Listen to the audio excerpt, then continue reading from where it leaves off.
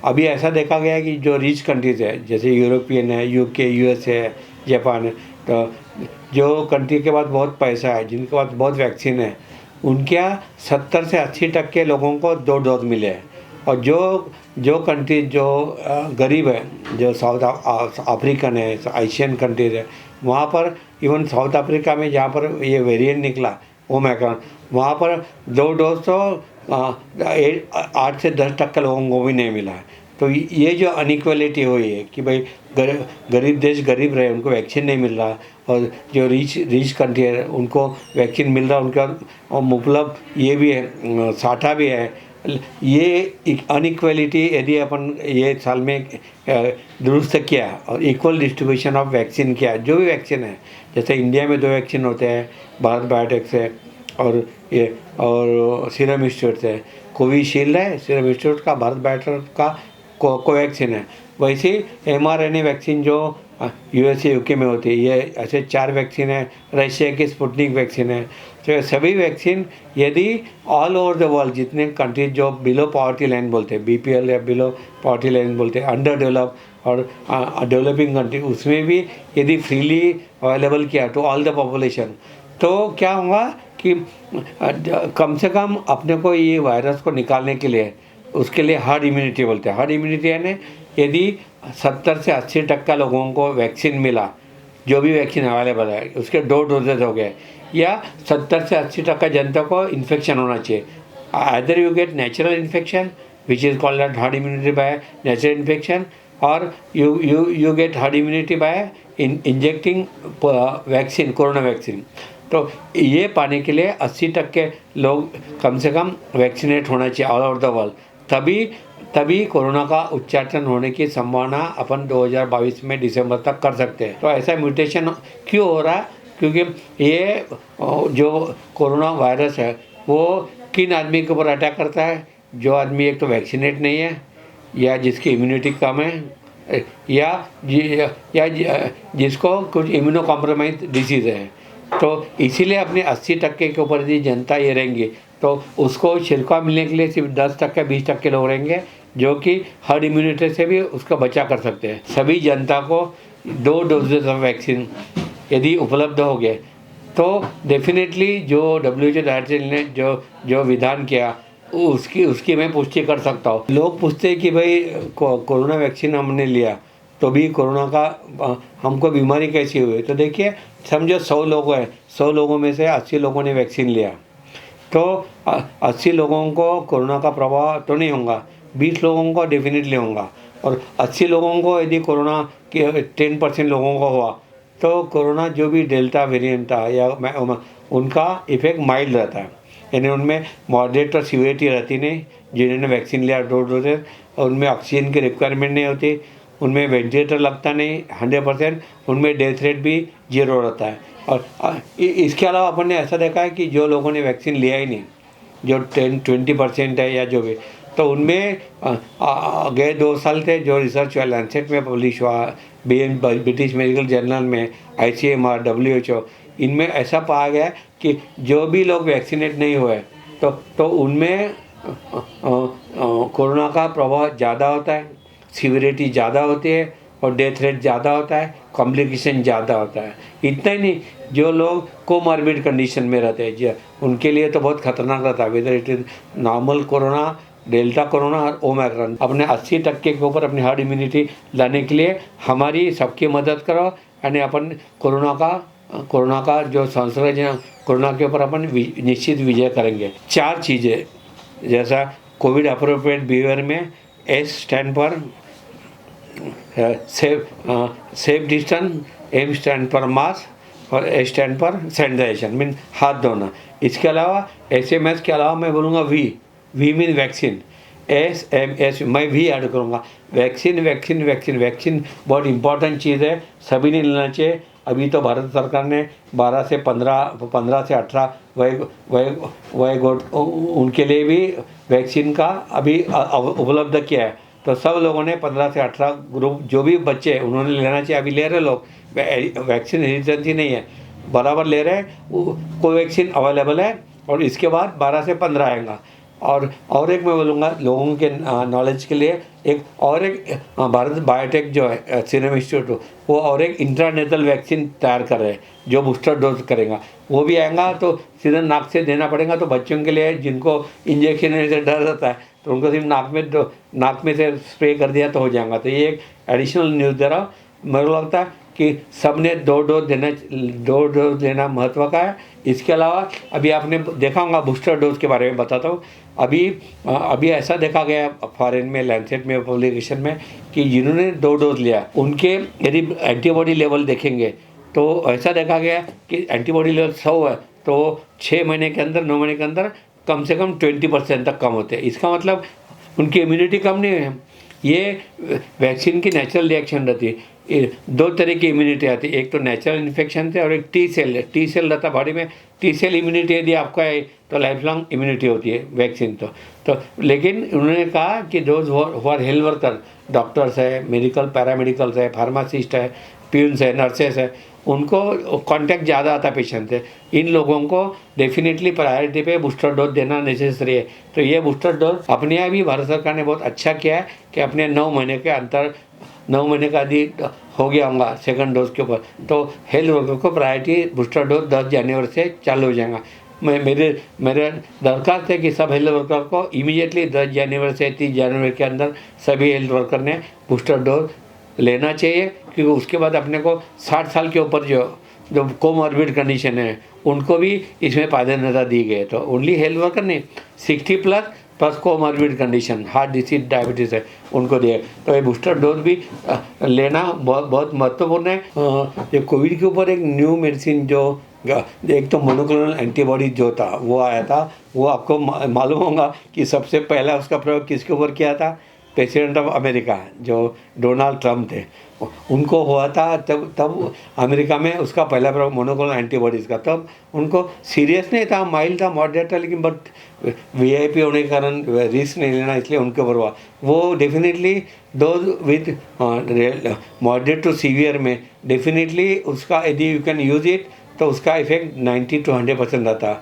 अभी फ़िलहाल और अमेरिकन कल न्यूज़ आई, अमेरिकन प्रेसिडेंट बिडेन ने फाइज़र की ओरल एंटी कोरोना गोली निकली है, टैबलेट जो निकली है दवा, तो वो भी एक नई निकली है खोज, तो उसका भी असर अच्छा होता है। लेकिन ये चीज़ें अपने इंडिया तक आने के लिए थोड़ा टाइम लगेगा। दुश्मन की आर्मी कब अटैक करती है? जब आर्मी सोई रहती है, बराबर है, 4 बजे, 3-4 बजे। कभी दिन में देखा आपने अटैक करते हुए?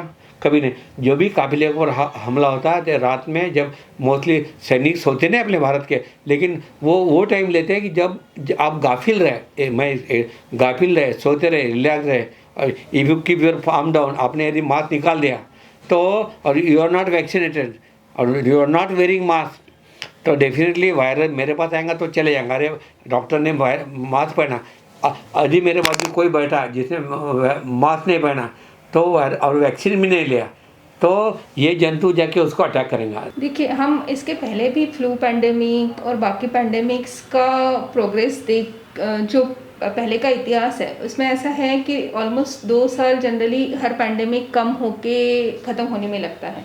सो पैंडेमिक नेवर एंड्स। पैंडेमिक के बाद वो वायरस वैसे ही कंटिन्यू होता है, that we call as endemic. So virus धीरे धीरे बीच बीच में हमारे कुछ ना कुछ स्पर्ट्स आते रहेंगे। That is what is virus is endemic, and that's what is expected after 2 years of Covid progression.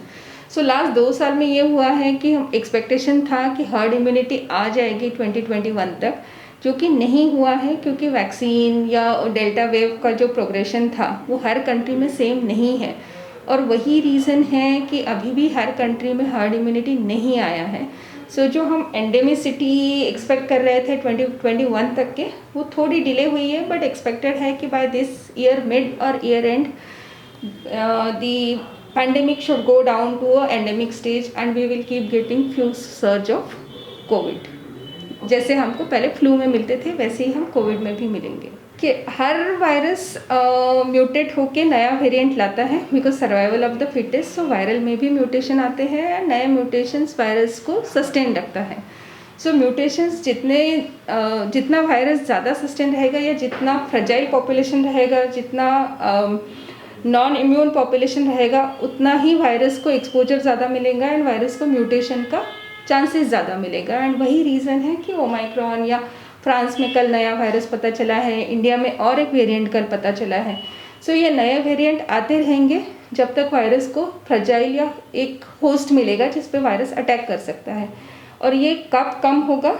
जब आपका इम्यून या सीरो प्रिवेलेंस बढ़ेगा, तब आपका नए वेरिएंट आने का चांस जो है वो थोड़ा कम होगा, या it will take more time for new variant to come. नया वेरिएंट बेसिकली वायरल्स का टेंडेंसी होता है नए म्यूटेशंस लाना या नए वेरिएंट लाना।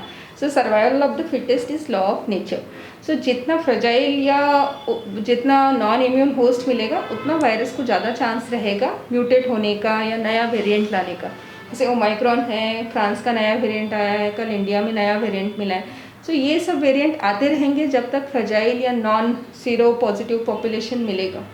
सो ये चांसेस कब कम होगा? जब हर्ड इम्यूनिटी आएगा and all across the globe, all across the world herd immunity आएगा। उसके लिए ज़रूरी है कि हमारा वैक्सीन कवरेज जो पुअर थर्ड वर्ल्ड कंट्रीज़ है and even in India vaccine coverage is not complete. It's only 30-40% two dose people who have completed. So we have to target that vaccine coverage to cut down the chances of virus going for these mutations. Her variant जो आता है वो इधर infectivity ज़्यादा होता है या severity ज़्यादा होता है। दो मेजर टर्म्स हम देखते हैं वेरिएंट में क्या है, and that is the criteria to decide whether it is variant of concern, मतलब वेरिएंट सीरियस है या प्रॉब्लम कर सकता है या नहीं कर सकता है। सो जैसे ओमाइक्रॉन है, ओमाइक्रॉन में इन्फेक्टिविटी बहुत ज़्यादा है। जैसे हम मिजल्स, चिकन पॉक्स देखते हैं कि एक पेशेंट के कांटेक्ट में आप 5 मिनट भी आ जाओ तो इन्फेक्शन का रिस्क है without mask. So that is what is happening with Omicron. The infectivity is pretty high, much higher than Delta जो हमने पहले देखा था। However जो सीरियस इन्फेक्शंस का रिस्क है या लंग इन्वॉल्वमेंट, वो रिस्क है वो ओमाइक्रॉन में पहले के कंपैरिजन में या डेल्टा के कंपैरिजन में काफ़ी कम है। ऑलमोस्ट 7-8 स्टडीज़ आ चुकी है जिसमें ये पता चला है कि लंग इन्वॉल्वमेंट ओमाइक्रॉन में कम है एज़ कम्पेयर टू डेल्टा। हाँ, लेकिन जिनका इम्यून शक्ति कम है, प्रतिकार शक्ति कम है, नॉन वैक्सीनेटेड है, उनमें कॉम्प्लिकेशन की संभावना हो सकती है। ये जो भी स्टडीज़ है वो वैक्सीनेटेड पॉपुलेशन में रिस्क कम होगा, बट इन्फेक्टिविटी बहुत ज़्यादा है। सो नंबर जो रहेगा वो बहुत हाई रहेगा ओमाइक्रॉन में, और सीवियरिटी या आईसीयू एडमिशन्स जो रेट हमने डेल्टा में देखा था उसके कंपैरिजन में ओमाइक्रॉन में ये रेट काफ़ी कम होने के चांसेस है। अभी तक जो वैक्सीन्स आई है वो सारे वेरिएंट पे काम नहीं करती है। जैसे डेल्टा तक वैक्सीन्स, इवन mRNA वैक्सीन्स जो अब्रॉड अवेलेबल हैं, स्पुटनिक वैक्सीन या अपना कोविशील्ड एंड कोवैक्सीन, वो काम कर रही थी। बट ओमाइक्रॉन पे ये सारे वैक्सीन्स का इतना इफेक्टिव ये नहीं है। बट हैविंग सेड दैट, जो वैक्सीनेटेड है उनका सिवियरिटी ऑफ इन्फेक्शन कम रहेगा एंड जो इन्फेक्शन होगा वो माइल्ड होगा। So anyways it is giving you protection from severe disease and ICU admission for sure.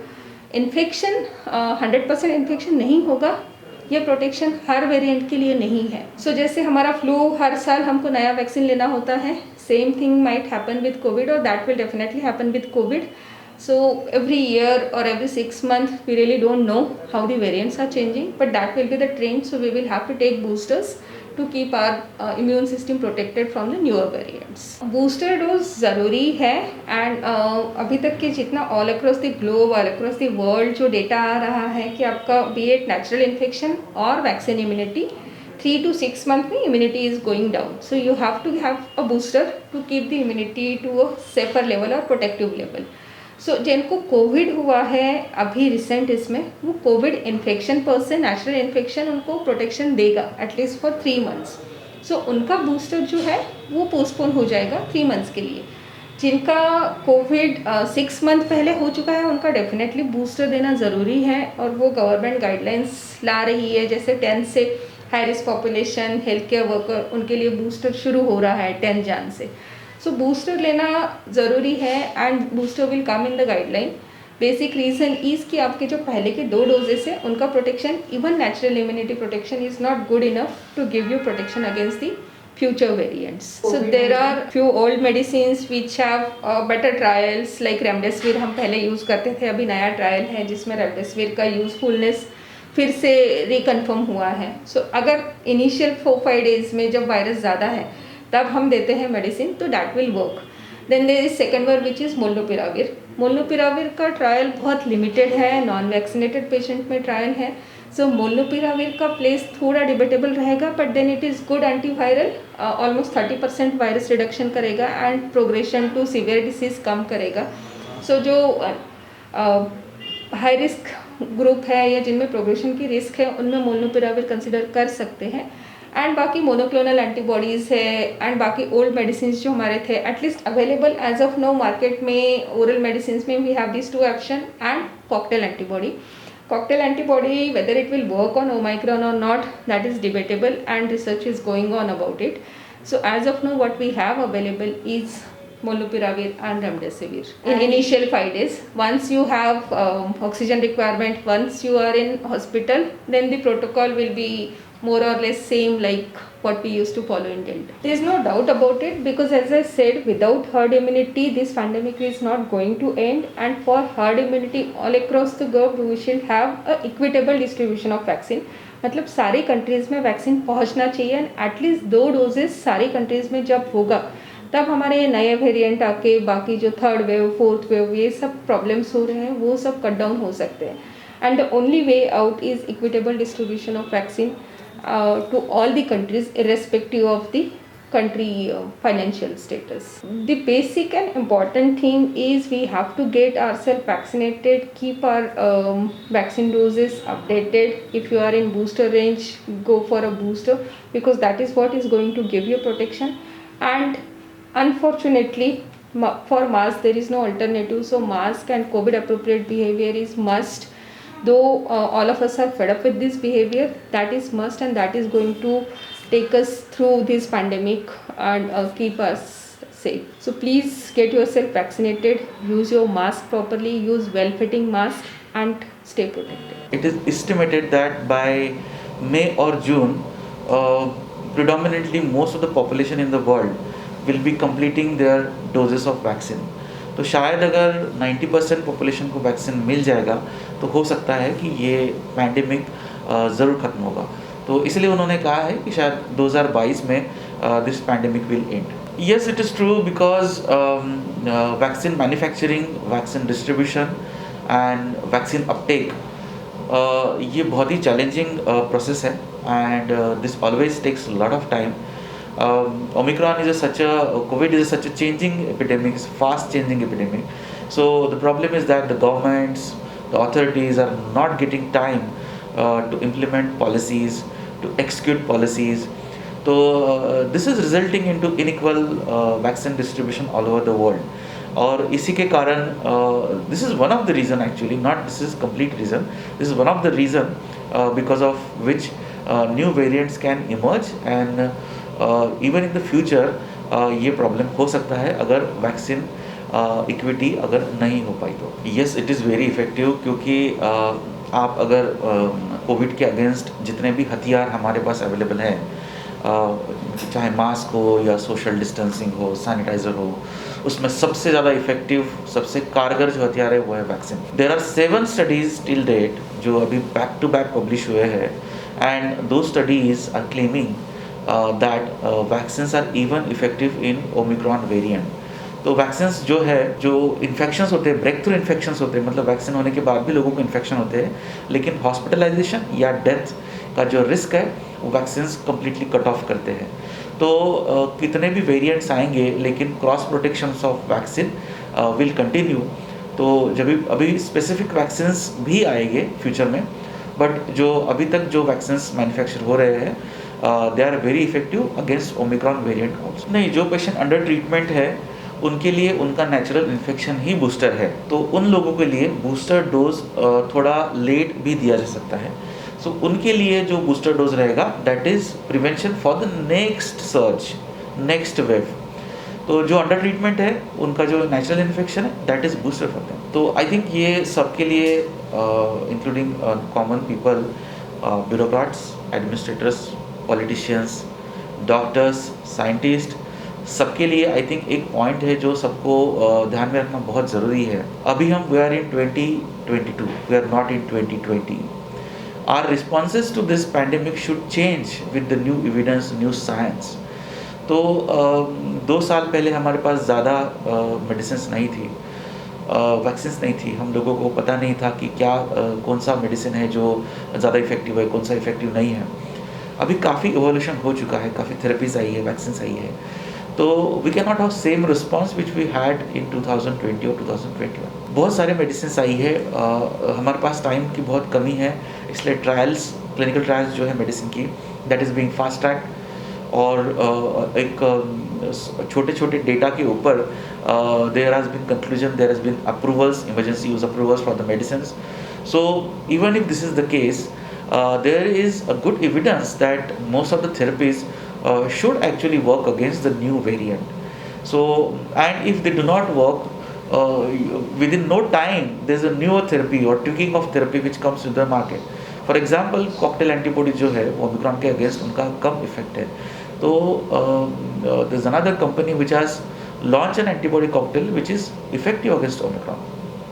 तो साइंस इज़ रैपिडली इवॉल्विंग, और अभी जितने भी ट्रीटमेंट्स अवेलेबल है, मैं तो ये बोलना चाहता हूँ कि वो ट्रीटमेंट ओमिक्रॉन के अगेंस्ट भी इफ़ेक्टिव है, तो इसलिए इसमें कोई डरने की या चिंता करने की कोई ज़रूरत नहीं. या this is a very difficult task because every government has a different mission, और जाहिर सी बात है कि हर government wants to vaccinate their own population before they donate vaccines to other countries. But I think this is important because COVID cannot stop in one country. So if another country, neighboring country does have COVID, you have an equal risk that you will also have an outbreak, and the borders are never strict, so they are always porous. So अगर बाजू के country में होता है तो आपके country में भी ज़रूर वेव आएगी. So if everybody is safe, we are safe. So that is the reason all the governments must come together and try to achieve vaccine equity in the world. I think that is the only way we can end this pandemic. हम ऐसा नहीं बोल सकते कि चलो Europe में हो रहा है तो हमारे यहाँ पे नहीं होगा. अगर यूरोप में हुआ है तो हमने देखा है 3-4 महीने में हमारे यहाँ पर भी होगा. अगर साउथ अफ्रीका में हो रहा है तो हमारे यहाँ पर भी होगा. So this should end everywhere in the world. So as a personal level I think it is important that everybody gets vaccinated.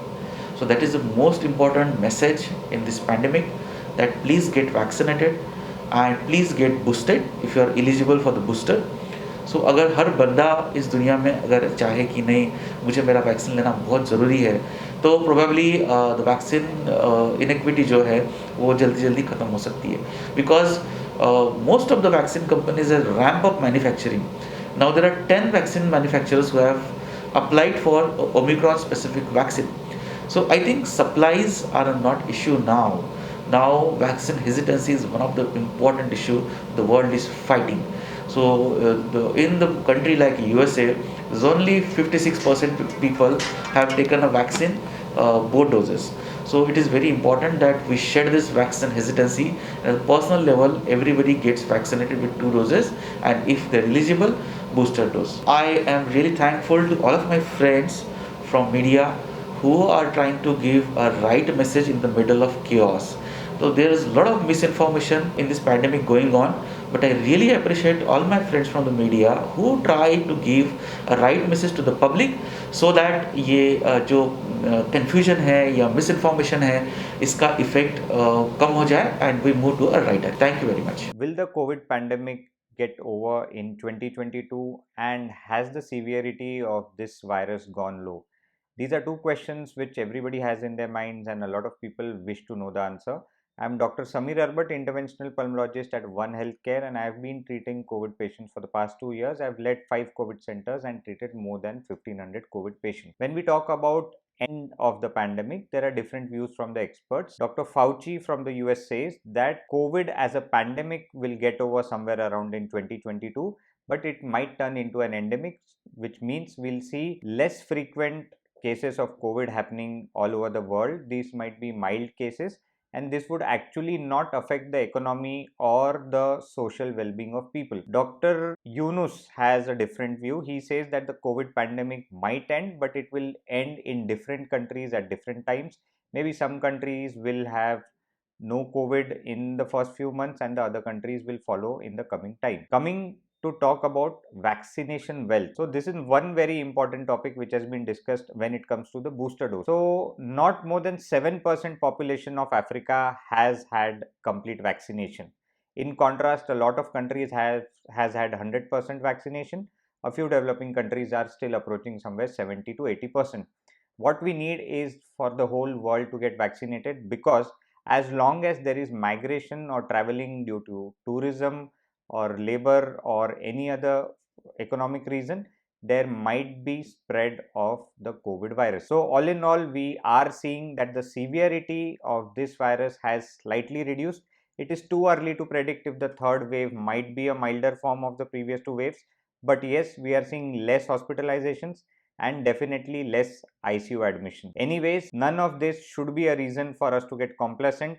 We need to follow all the necessary precautions. We need to mask up, we need to do regular hand wash, follow physical distancing, and everybody needs to get vaccinated.